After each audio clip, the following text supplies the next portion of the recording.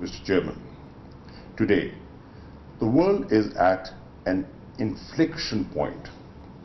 Unprecedented challenges, including long-standing disputes, rising inequalities within and among countries, climate change, major power rivalry and tensions, a new arms race, and rising racist and religious hatred, especially Islamophobia, threaten to disrupt global peace, security, and development.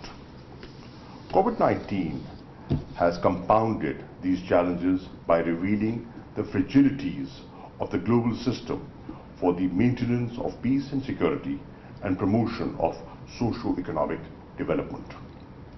No country or group of countries, however powerful or prosperous, can overcome these global challenges alone. As an important forum dedicated to peace and development, the role of NAM has become all the more essential to respond to these challenges.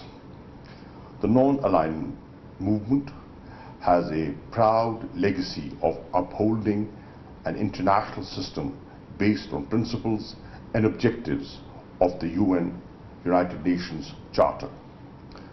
The movement has remained in the vanguard to strengthen multilateralism and solidarity for advancing the common goal of sustained peace and development. These core values must remain at the center as we navigate the unprecedented challenges. Mr. Chairman, in recovering from the pandemic, we need to collectively stimulate equitable global economic growth and sustainable development. Pakistan's fight against the coronavirus was based on a policy of smart lockdowns. We pursued a three-pronged strategy focused on saving lives, securing livelihoods, and stimulating the economy. Through our SARS emergency cash program, the government disbursed around $1.25 billion to over 15 million families in the vulnerable segments of the population. We have launched a vaccination drive that will cover 70 million people by December of this year. More than 18 million vaccine doses have already been administered to over 14 million citizens. Mr. Chairman, to fully recover from COVID-19 crisis and to build back better, we suggest the following key actions. First, we have to ensure vaccine equity, affordable supply of vaccines to everyone, everywhere. Without that, we will not be able to defeat the virus and overcome the challenges that flow from it.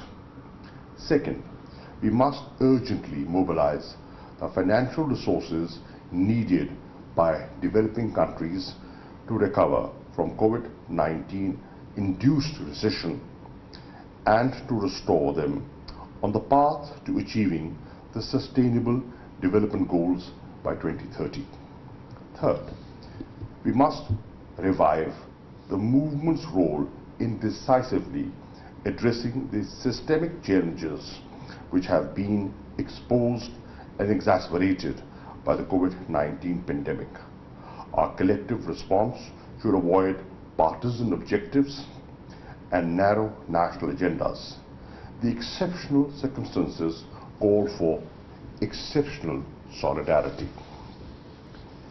Fourth, we must reaffirm our commitment to cooperative multilateralism to pursue our shared goals of a more democratic, equitable, fair, and just international order, not based on centers of privilege and power, but one that fosters the universal ideal of prosperity and well-being for all.